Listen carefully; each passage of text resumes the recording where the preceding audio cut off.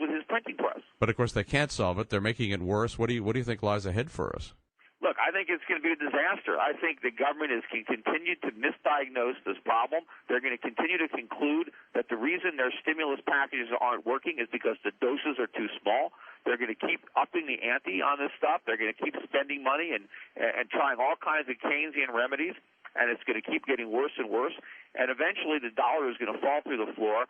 Consumer prices are going to head up into the stratosphere. And at some point along the way, the government is going to, again, start attacking the symptoms of inflation rather than the cause. They're going to start imposing price controls on energy, on food products.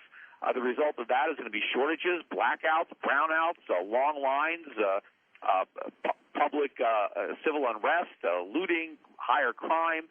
I think eventually the government is going to impose capital controls. I think they're going to make it very difficult or expensive for Americans to move their money offshore, to buy foreign currencies, to buy precious metals. The government is going to continue to attack the symptoms.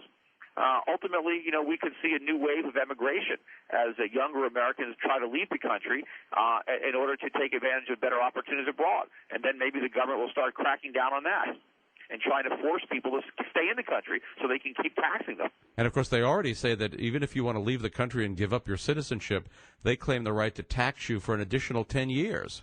Yeah, and they've also made it more expensive just recently. The government enacted a bill that says if you give up your citizenship, that they will tax as ordinary income the appreciated value of all your assets on the date that you leave. So if you have a business or you own a stock portfolio or anything that's gone up in value, they're going to tax it as the price of leaving the country. And when the governments try to make it more and more expensive to leave the country, it's usually for a reason. And when people want to leave, the government should re-examine why wealthy people want to get out of here. Instead of figuring out how to punish them when they do, maybe we should change the policies that are forcing the most successful Americans to want to get out. But the important thing that people have to understand is that free markets work. And that the problem is when government interferes in the market and distorts it. Everybody points to what happened, let's say, in the housing market as some kind of failure of capitalism, that there wasn't enough regulation. Well, that couldn't be more wrong. In fact, if you look at the brokerage industry, the banking industry and brokerage, they are the most highly regulated industries probably in the country. And yet they're all bankrupt. It wasn't because there wasn't enough regulation. In fact, the free markets regulate themselves.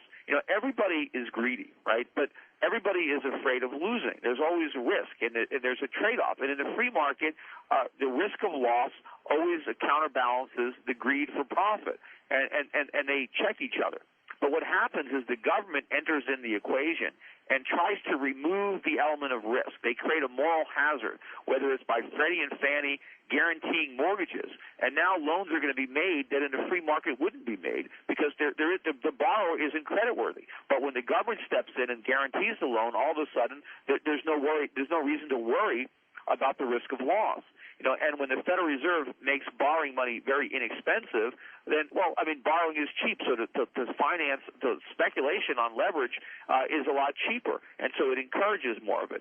And so governments come in and they remove the barriers that would exist in a free market. And then there's all these problems that get created, and now the government is able to blame the free market.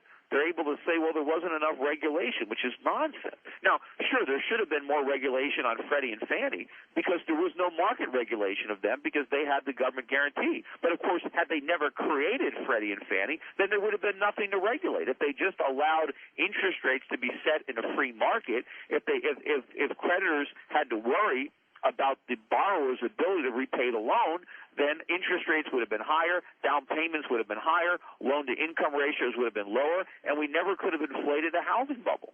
Peter Schiff, thanks so much for being the voice of truth that you are, and thanks so much for coming on the show today. Sure, thanks for having me. You've been listening to The Lou Rockwell Show, produced by LouRockwell.com, the best-read libertarian website in the world. If you'd like to advertise on this podcast or on the website, email advertise@LouRockwell.com. And thanks for listening.